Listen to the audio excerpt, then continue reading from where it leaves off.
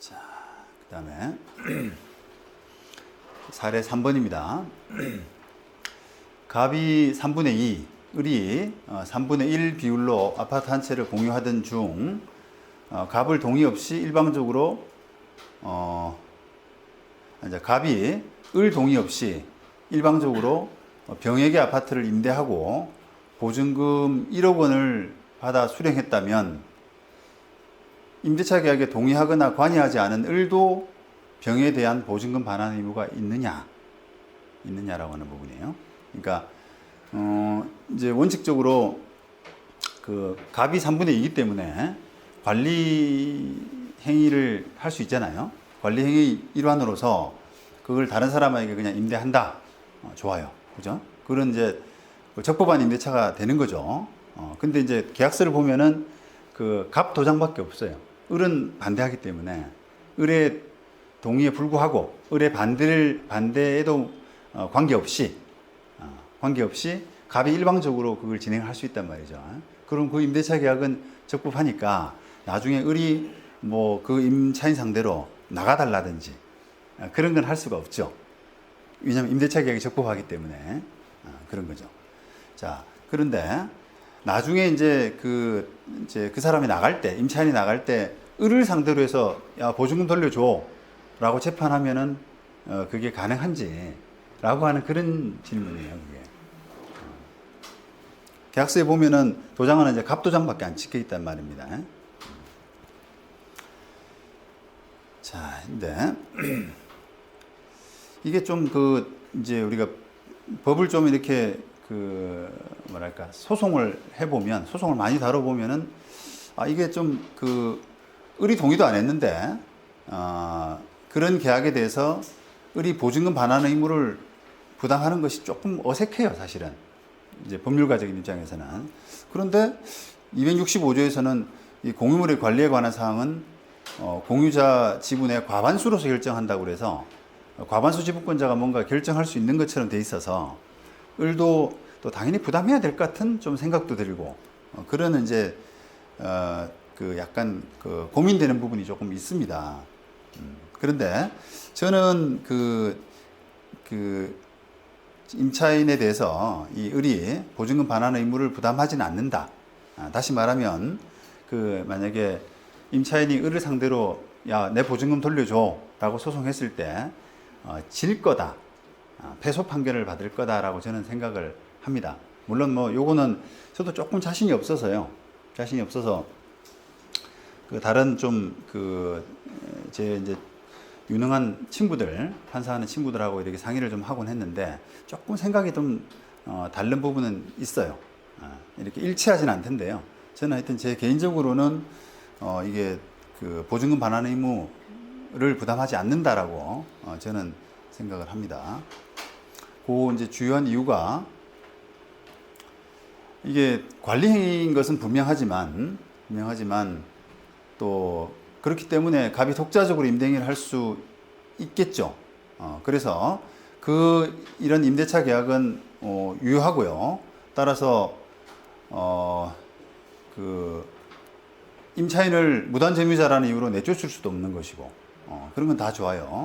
그리고 또 임대차 계약을 마음대로 해지할 수도 없는 것이고 을이 소수지분권자에 불과하기 때문에 해지도 안 되고 그 다음에 유한 임대차이기 때문에 아파트가 경매에 가면 병은 적법한 임차인으로서 대항력 우선 변제권을 주장할 수도 있을 거예요. 근데 그렇다고 하더라도 을은 임대차 계약을 체결한 당사자는 사실 아니거든요. 그죠? 도장도 안 찍고 반대했기 때문에 당사자는 아니고 임차인 병에 대해서는 기본적으로 제3자일 수밖에 없다. 그래서 그런 부분에서는 보증금 반환 의무를 부담하지 않는다라고 저는 보는 것이 맞다고 봅니다. 따라서 임차인이 소수지분권자인 을을 상대로 보증금 반환 청구 소송을 한다면 임차인의 청구는 기각될 수밖에 없지 않느냐. 결국 임차인은 다수 지분권자인 임대차 계약을 체결한 갑에 대해서만 보증금 반환 판결이라고 하는 채무 명의를 득할 수밖에 없고, 만약에 이제 그런 거죠. 갑을 상대로 같이 연대해서 뭐 보증금 물어내, 1억 원 물어내, 이런 식으로 재판을 한다 그러면 갑에 대해서는 인용, 을에 대해서는 기각, 이런 판결이 나오지 않을까, 이렇게 되는 거죠. 그렇다면 우리가 채무 명의가 있어야 이제 아파트의 등기부에는 갑 3분의 2, 을 3분의 1 이렇게 돼 있잖아요.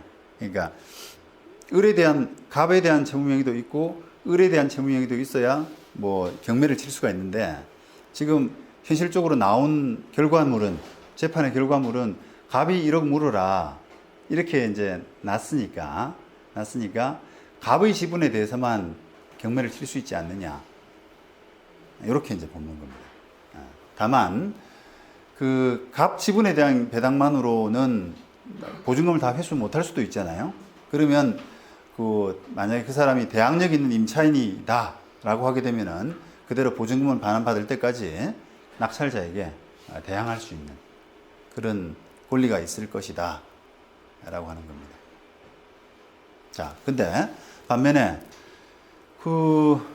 다른 사람이 갑을 공유인 부동산을 다른 사람이 경매에 넣었다. 예를 들면 이제 갑을이 자기 지분을 함께 저당 잡혔는데, 은행에 저당 잡혔는데 그 은행이 임의 경매를 넣었다라고 하게 되면은 그것은 이제 전체 물건이 다 경매에 나온 마당이기 때문에 거기서 적법한 임차인으로서 배당받으면 그거는 이제 다 받을 수 있다. 다 모든 지분에 대해서 다 권리 행사가 가능하죠.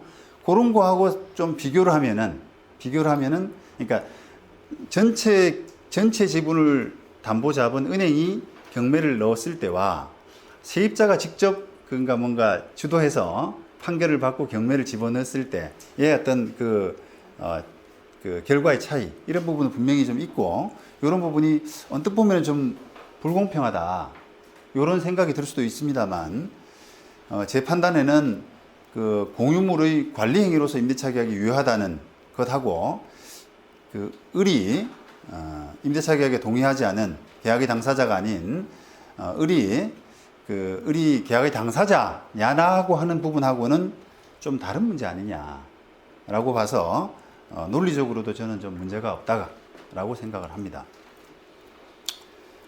이 부분은 제가 91년도 대법원 판결에서도 저는 이제 같은 맥락이라고 좀 보는데요.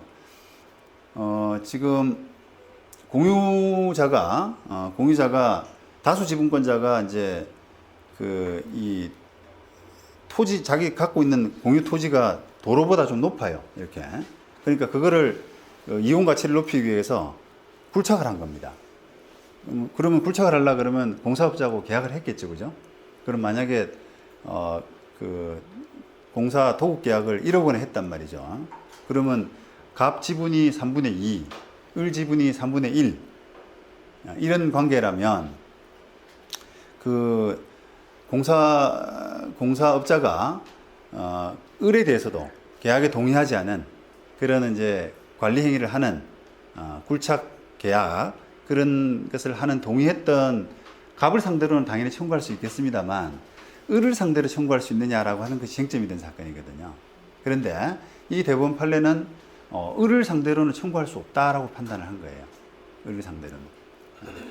이게 지금 드린 것처럼 공유 토지 중 그 도로보다 높은 부분을 굴착해서 도로와 같은 높이로 정지하는 공사는 공유 토지의 이용 가치를 높이는 것으로서 공유물의 관리 행위로서 보아야 한다. 그렇죠? 그렇죠. 그런데 공유 토지의 과반수 지분권자는 다른 공유자와 협의 없이 단독으로 관리 행위를 할 수가 있으며, 그로 인한 관리 비용은 공유자의 지분 비율에 따라서 부담할 의무가 있다. 그죠? 있다. 그런데 위와 같은 관리 비용의 부담 의무는 공유자의 내부 관계에 있어서 부담을 정하는 것일 뿐, 3자와의 관계에서는 당해 법률 관계에 따라서 결정된다고 해야 된다. 따라서 과반수 지분권자가 관리 행위가 되는 정지공사를 시행함에 있어서 시공회사에 대해서 공사 비용은 자신이 정산하기로 약정을 했다면, 그러니까 그런 시공회사와 계약을 갑만이 한 겁니다.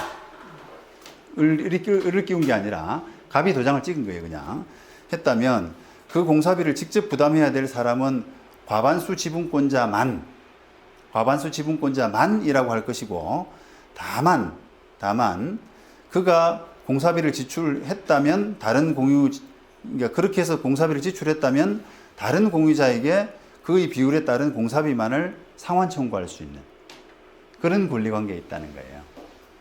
그래서 이게 공사업자가 이런 공사계약에 동의하지 않은, 날인하지 않은 을을 상대로 만약에 소송을 청구한 것은 안 된다는 겁니다. 이번에는. 그런 뭐 맥락과 비춰 볼 때도 이런 구조로 봐야 되는 것이 맞지 않느냐. 요거는 조금 뭐 제가 그 어떤 단정지어서 말씀드릴 수 있는 부분은 아닌데 실무상 꽤나 이게 좀 논란이 많이 돼요. 질문도 제가 많이 받고. 근데 마땅히 자료를 리서치를 해보면 아직까지 딱 떨어지는 판례가 또 없어요. 변호사님, 그 부분은 이제 경영실무에서 이렇게 좀 볼 수 있을 것 같은데, 그러니까 예를 들면 그 임차인이 그 임대인한테 보증금을 못 받아서 이제 그 경매 신청을 하는데 임대인 중에 이제 어느 일반 2분의 1 지분권자 그 지분만 경매 신청을 하는 거예요. 그러면 그렇게 이제 집 전체 다를 세입자가 경매 치고 나는 것이 아니고 일부 지분권자만 상대로 이제 돈 달라고 해가지고 경매 치고 넣었다는 얘기는 다른 지분권자하고는 돈 달라고 요구를 못하니까 자기와 계약을 맺은 그 집주인한테만 돈 달라고 판결을 받아서 그 경매 치고 넣었다. 실무에서는 이제 그렇게 방금 말씀하신 대로 진행된다 이렇게. 그러니까요. 그게 이제 저도 그렇게 이해를 하거든요. 그렇게 돼야 된다고 보는 거죠. 만약에 이제 그런 임대차 계약에 동의하지 않은 을도 임차인으로부터 소송을 당할 수 있다. 뭐 보증금 1억 줘라. 갑하고 같이 1억 줘라라고 하는 판결을 받을 수 있다 그러면 갑을 지분이 같이 경매에 나오게 되거든요. 근데 그렇지 않고 실무상으로도 이제 갑 지분만 이렇게 경매에 나오는 경우가 많은 것은 을에 대한 판결을 못 받았기 때문에 그런 거라고 미루어 짐작은 됩니다. 느낌이. 물론 이제 그거 이제 뭐 세상 물정 모르는 판사들은 또 그런 이야기도 해요. 이야기를 해보면 그거 을 공유 지분인데 을 동의 안 받고 임대차 계약 체결하는 사람도 있어 그래요. 있지. 제법 있죠. 드물긴 하지만 적진 않아요. 아주 드물진 않아요. 왜냐하면은 싸게 내놓거든. 싼 맛에 하는 거예요. 그러니까 누가 뭐 공유자 동의 다 받고 하는 게 법률적으로 안전하다는 건 누가 모릅니까? 모르래요. 다 알지. 그런데 이게 사이가 안 좋아요. 예를 들면 부모로부터 상속받았는데 장남이 뭐 3분의 2 갖고 있고 차남이 3분의 1인데 둘이 그냥 철천지 원수란 말이에요. 장남이 하는 일을 뭐 절대로 동의 안 해. 그럼 그 아파트 비워둬요? 비워도 해야 되잖아요. 하되 이게 이제 조금 불안하니까 싸게 내놓는단 말이에요. 그러면 이제 세입자도 불안하긴 하지만 이게 3분의 2니까 관리 행위로서 유효하다 그러더라. 다 그렇게 이야기를 하거든요. 그러니까 그 갑하고만 계약을 하는 거지. 그래서 이제 그게 갑이 돈을 못 물어주게 되면 일이 나는 거예요. 이제. 일이 나는 거지. 만약에 아까 잠깐만요. 그러면 이제 그렇게 해서 이제 만약에 갑을 상대로만 판결을 받고 나중에 우리가 뭔가 낙찰을 받았잖아요. 만약에 갑 지분을 낙찰을 받았을 때 그러면 세입자는 어떻게 처리하냐? 이렇게 질문이 많이 나옵니다. 이 세입자는 돈을 다 받고 나가면 정상적으로 끝나는데 이 갑 지분만 가지고는 만족이 안 되니까 뭐 그래도 한 5천만 원 남았다. 그러면 우리 내가 물어줘야 되느냐? 이런 논란이 나옵니다. 그래서 질문이 많이 들어와요. 이게. 저는 이제 지분이 과반 지분을 갖고 있는 사람이 관리를 다 집행할 수 있다고 말씀하셨잖아요. 근데 그래서 저 아까 앞에 그 공사처럼 과반을 갖고 있는 사람이 공사를 했는데 공사 비용을 굉장히 부풀렸단 말이에요. 부풀려서 이제 그 지분이 작은 사람은 청구를 할 수 있지 않습니까? 근데 그런 경우에 대해서 어떤 불합리한 부분은 그러니까 지분이 작은 사람 입장에서는 어떻게 감안할 수 있는지. 그렇죠. 지금 아주 좋은 질문인데 지금 이제 예를 이제 들어서 정지공사의 공사 비용을 뭐 자기 아는 사람하고 짜가지고 부풀려서 그걸 덤탱이 씌우는 뭐 그런 행위. 또 대표적인 게 뭐 임대차 하는데 뭔가 이게 시세보다 낮아요. 시세는 100인데 임대료를 월 100을 받아야 되는데 월 한 70밖에 안 받는 거예요. 그래 놓고 70에 따른 이게만 나눠줘요, 월세를. 그럼 이걸 수긍을 해야 되느냐. 그런 문제들이 실무상으로 많이 나옵니다. 그런데 그게 어쨌든 이 대원칙은 다수 지분권자, 과반수 지분권자는 관리 행위로서의 그런 행위들이 일방적으로 가능하다. 그죠? 액면가로 보면은 맞는 거잖아요. 그러면 그럼에도 불구하고 그 사람이 엉터리로 배임 행위로서 불법 행위 정도에 이를 정도로 계약을 그르쳐서 했다라고 입증이 될 경우에는 그에 따른 책임을 지게 되죠. 그런데 문제는 현실적으로 그걸 입증하기가 쉽지가 않다는 거예요. 쉽지가 않다는 거예요. 딱 이렇게 아파트처럼 데이터가 많아서 동일한 평형, 뭐 위치 이런 부분에서 딱 데이터가 많으면 꼼짝 못하죠. 그래봐야 뭐 1, 20%밖에 안 되는데 그게 이제 뭐 상가 점포라든지 뭐 공사 계약이라든지 이런 거, 저는 정직의 토목공사 이런 것들은 정말 이게 데이터가 없거든요.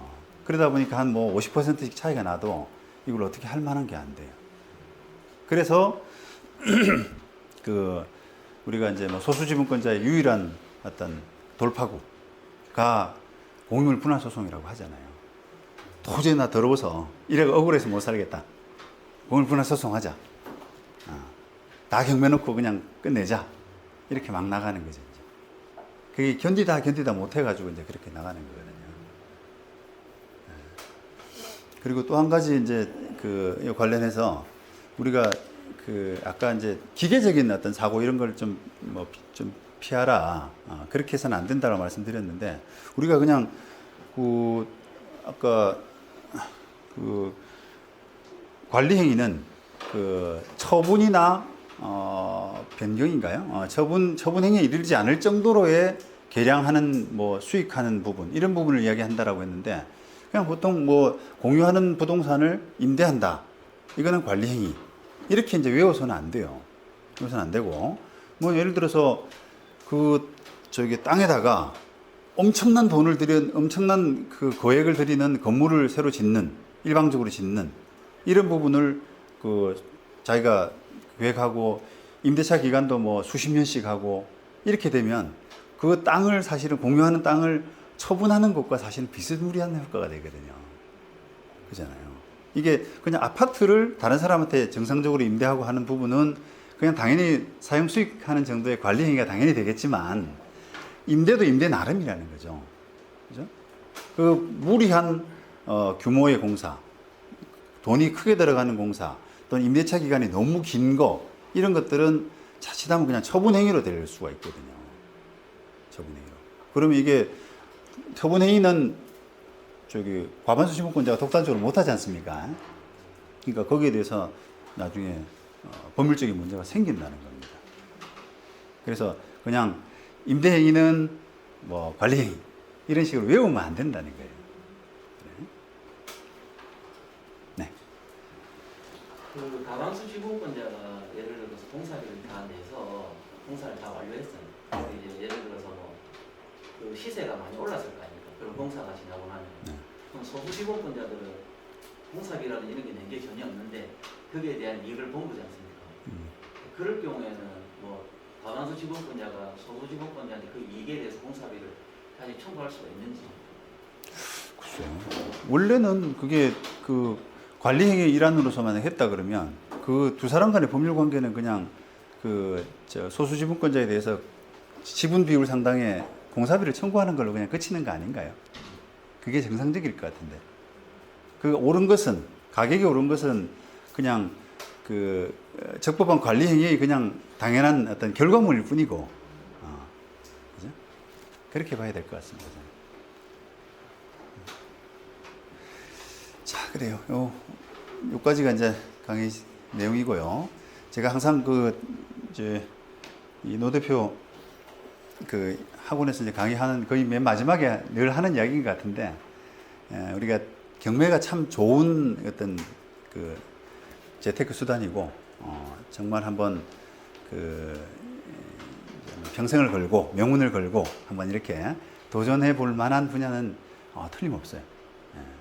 저도 이제 주변 분들한테 또 대외적으로도 경매는 참 좋은 물건이다, 재테크 수단이다, 분양 이런 건 분양 이렇게 분양권 투자 이런 보다는 훨씬 더 안정적인 부분인 건 맞는데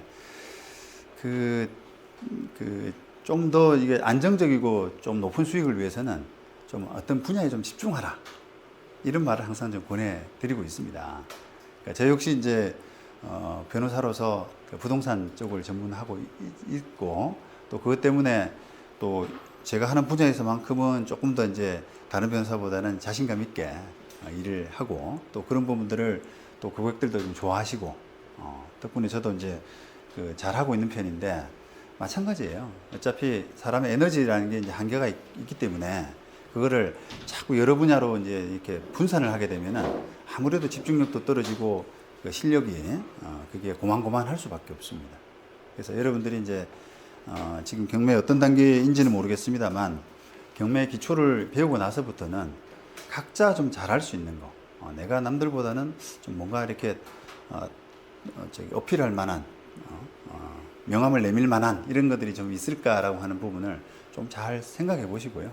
그게 이제 오늘 주제처럼 공유 지분일 수도 있고요.